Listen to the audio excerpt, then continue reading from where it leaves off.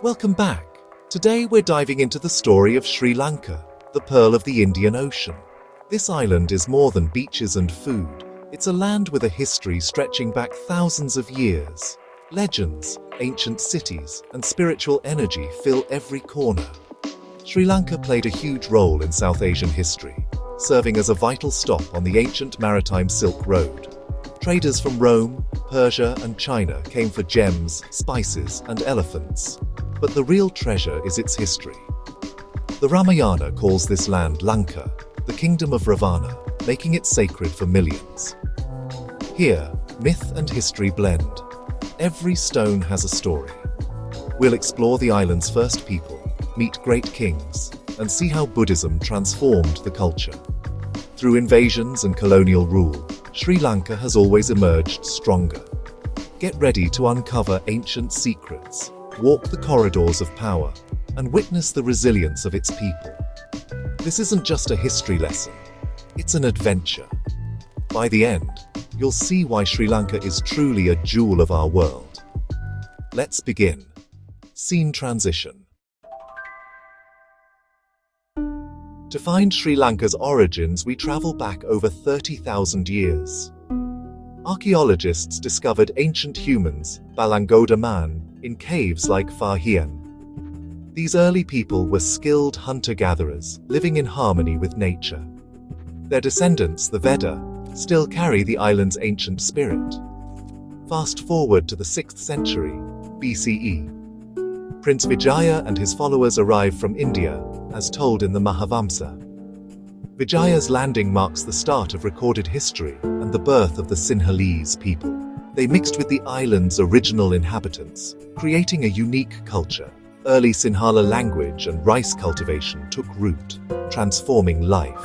Permanent villages and towns emerged, laying the foundation for future kingdoms. The stage was set for a golden age, from ancient cave dwellers to legendary kings. Sri Lanka's story is one of constant transformation. The island's identity was forged from these early encounters. Let's see how the next chapter unfolds. In the 3rd century BCE, a moment changed Sri Lanka forever. King Devanampiya Tissa ruled from Anuradhapura, while Emperor Ashoka in India embraced Buddhism.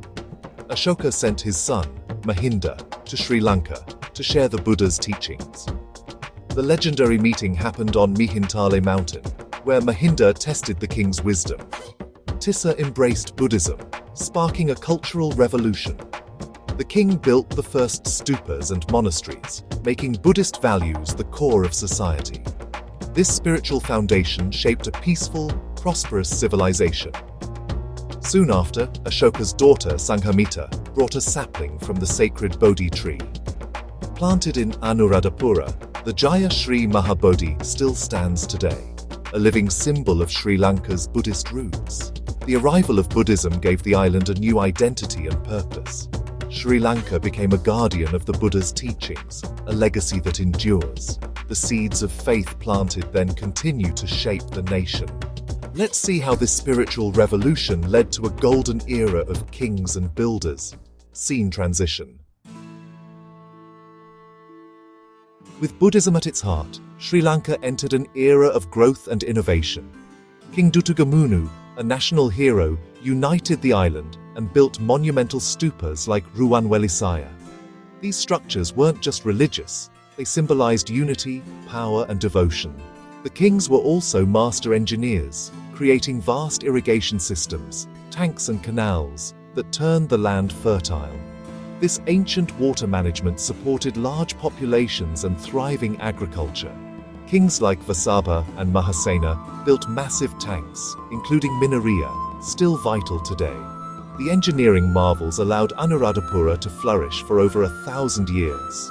Even now, elephants gather at Minaria, a living legacy of ancient ingenuity. These achievements show how faith, vision, and technology shaped a civilization. The legacy of these kings is seen in the land, the monuments, and the enduring spirit of the people. Let's journey to the great cities that rose from this foundation. Scene transition. 18. Anuradhapura was Sri Lanka's first great capital, thriving for over 1,300 years. It was a center of learning, culture, and monumental architecture, protected by vast irrigation tanks. After centuries, invasions led to its decline, and the capital moved to Polonnaruwa. Polonnaruwa's kings revived the island's glory, building palaces, temples, and the impressive Parakrama Samudra Reservoir. King Parakramabahu the Great unified the country and made it self-sufficient in food. Art and sculpture flourished, with masterpieces like the Galvihara's Buddha statues. These cities were marvels of planning and artistry, reflecting the island's spiritual and practical genius. But even great cities fall. Eventually, Polonnaruwa too was reclaimed by the jungle. The ruins remain, silent witnesses to a golden age. Let's see how new powers arrived on Sri Lanka's shores. Scene transition. In the 16th century, European ships arrived. First the Portuguese, seeking cinnamon and control. They captured coastal areas, clashing with local kingdoms and trying to spread Catholicism. The Kandyan kingdom in the mountains resisted fiercely, remaining independent. In the 17th century, the Dutch replaced the Portuguese, taking over trade and fortifications. The Dutch built forts like Gala and introduced Roman Dutch law, still part of Sri Lankan law today. Canals and colonial buildings from this era remain, but for locals, it was another century of foreign rule. The Kandyan kingdom held out, surrounded by European-controlled coasts. But a new, even more powerful empire was on the horizon. The stage was set for the British to arrive. Scene transition. 16. By the late 1700s, Britain set its sights on Sri Lanka, drawn by its strategic location. During the Napoleonic Wars, the British took over Dutch territories, then eyed the independent Kandyan kingdom. After political maneuvering, the British deposed the last Kandyan king in 1815, uniting the island under foreign rule for the first time. The British renamed the island Ceylon and introduced new government, law, and the English language. They cleared forests for coffee, then tea plantations, bringing in Tamil laborers from India. This plantation economy transformed society, creating new classes and tensions. Roads, railways, and English schools modernized the island, but mainly for British benefit. Beneath colonial rule, a spirit of independence began to grow. The seeds of freedom were being sown. Scene transition. 15. British rule lasted over 130 years, but a new national identity was forming. Educated Sri Lankan leaders, inspired by their history, began the peaceful struggle for independence. Figures like D.S. Senanayake and Sir Ponnambalam Arunachalam united Sinhalese and Tamil communities for a common cause. Political associations and cultural revivals fueled the movement. After World War II, the British Empire weakened, and the push for independence gained momentum. Sri Lankan leaders negotiated skillfully, securing a peaceful transfer of power.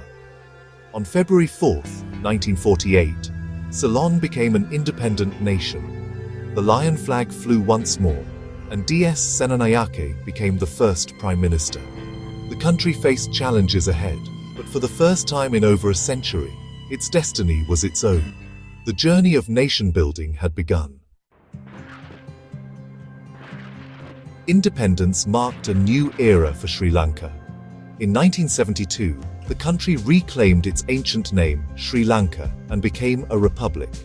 Investments in education and healthcare led to high literacy and health standards.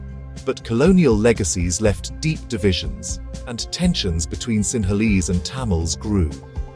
These disputes led to a devastating civil war from 1983 to 2009. Despite immense suffering, the resilience of the Sri Lankan people endured. Since the war's end, the nation has focused on rebuilding, economic growth, and reconciliation. Colombo's skyline is changing, and tourism is booming. The journey toward lasting peace continues, driven by hope and unity. Sri Lanka's story is one of ancient wonders, spiritual depth, and unbreakable spirit. Learning this history reveals the roots of its culture and the hope of its people. The Pearl of the Indian Ocean's story is still unfolding. Thank you for joining this journey through Sri Lanka's past and present. Until next time, keep exploring. End.